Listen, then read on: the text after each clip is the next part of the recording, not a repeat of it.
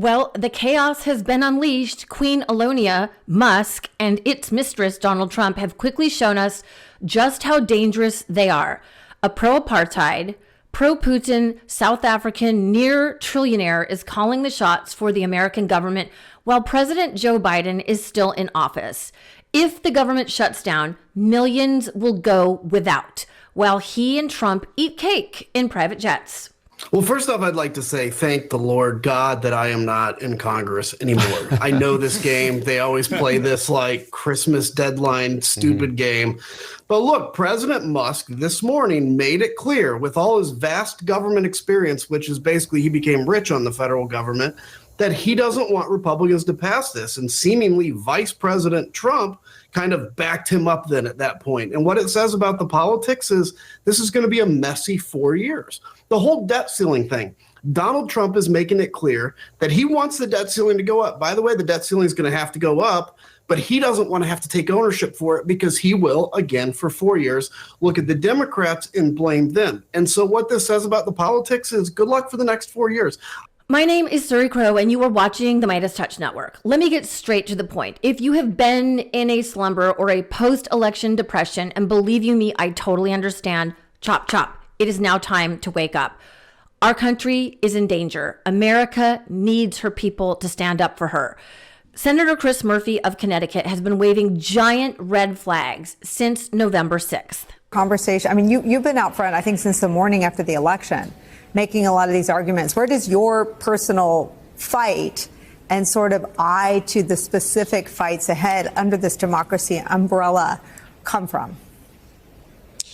Well, listen, so I will also admit that I have been a critic at times of the fact that we made the democracy argument the entire tentpole of the 2024 campaign. And the reason why I have that critique is that it made it look like we are defending the existing democracy. The existing democracy isn't working for anybody. The answer is not to discard democracy in favor of autocracy. The answer is to reform democracy, to get big money out of politics, to stop the revolving door, to make government work more efficiently in your communities.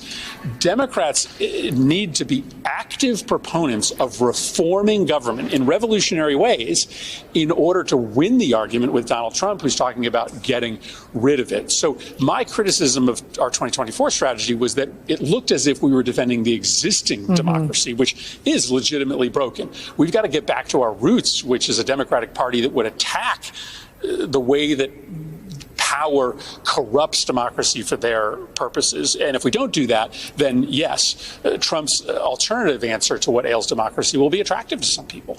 Senator Murphy laid out a series of tweets the other day about this situation. He said it's happening right in front of our eyes. It's accelerated rapidly in the last 24 hours. Not sure why everyone doesn't see this. Can I take a minute to connect the dots on how Trump is putting into action a plan to cripple our democracy in a way we may never recover from? He wasn't kidding when he said Democrats were the #1 threat to America and needed to be dealt with by law enforcement and the military.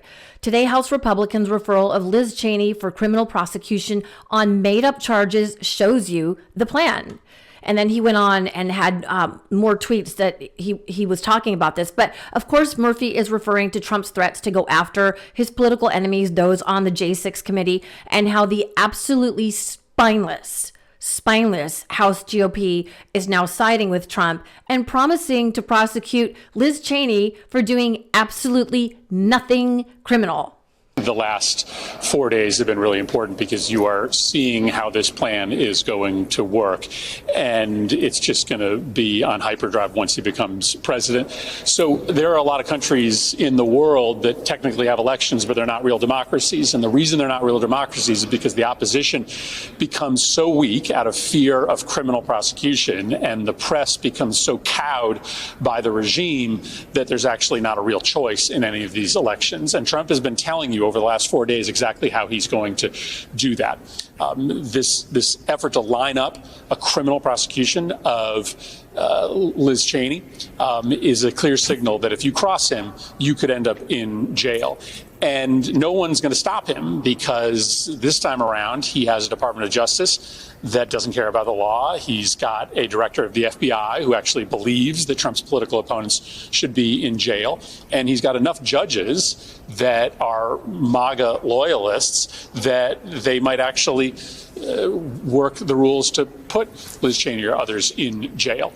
You put side by side with that this lawsuit against the Des Moines Register, totally baseless, but really just designed to intimidate the press into folding and refraining from criticizing Donald Trump, or in this case, not even commissioning a poll that might have some bad news for Trump and might give some oxygen to his political opposition. In countries where that happens, where the opposition fears going to jail, so they stay home, and the press doesn't tell the truth because they fear consequences, democracy dies. It just does. You still have elections, but the opposition is so weak that they can never win. And Trump, over the last 4 days, is showing you that plan to suppress the opposition and to suppress the press. And so far, he has had stunning success even before he gets sworn in. This is exactly what has happened in countries like Hungary and Turkey, and it is why Trump loves their leaders like Viktor Orban and Tayyip Erdogan.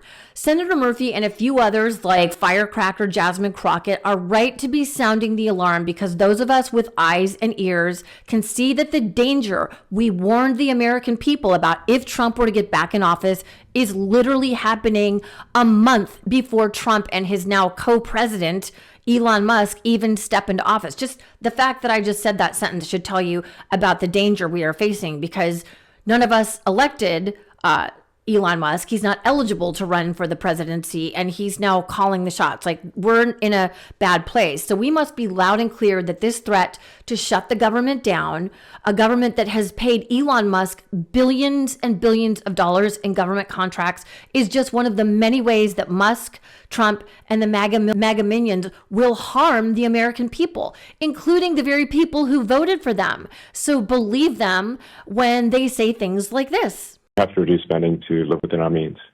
That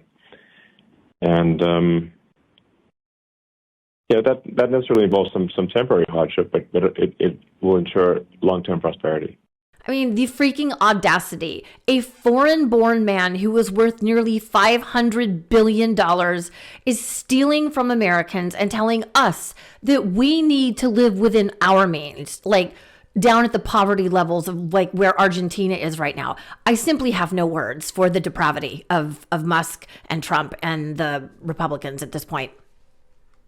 What is the remedy at this point if he's put so many cards on the table and received the desired response, advance of actually wielding any constitutional power?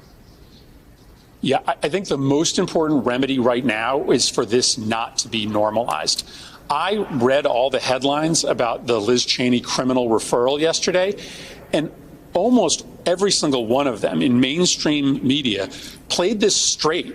If this was as if this was a normal, regular function of legislative power, instead of telling the truth, which is that this is made up out of thin air. There's not even a shred of a crime committed here. But if you read the headlines yesterday, you thought that Liz Cheney actually did something criminally wrong. And so as leaders, we can't accept that this is normal. As journalists, you can't accept that this is normal. The minute that we pretend that this is a normal exercise of executive power is the day that people give up fighting. So we've got these nomination fights coming up on Pam Bondi and Kash Patel. We should fight as Democrats like democracy is on the ballot, because it is. And if we don't show outrage right now, then the public is going to just accept that this is a normal circumstance of present day democracy. This is not normal. We have to push back against it aggressively. So when Trump says he's going to get rid of Obamacare, he's going to get rid of Obamacare. When Republicans say they are going after Social Security and Medicare, they are going to go after Social Security and Medicare. So our job is to fight like hell. And we need to demand that our Democratic leaders hold them accountable. We cannot have senators like Richard Blumenthal, who is also from Connecticut, act like Republicans have principle and that this is just normal and we're just going to reach across the aisle. For God's sakes, they have no principle. They have shown us this time and time and again. And I will keep beating this drum. The MAGA Republicans are a cult loyal to Donald Trump, who is now being completely controlled by an unstable, drug-using zillionaire who can't even pass his own company's security clearances. So spread the word and insist that your representatives play hardball. Call them, email them, let them know that we will not stand for this. We do not have time to waste.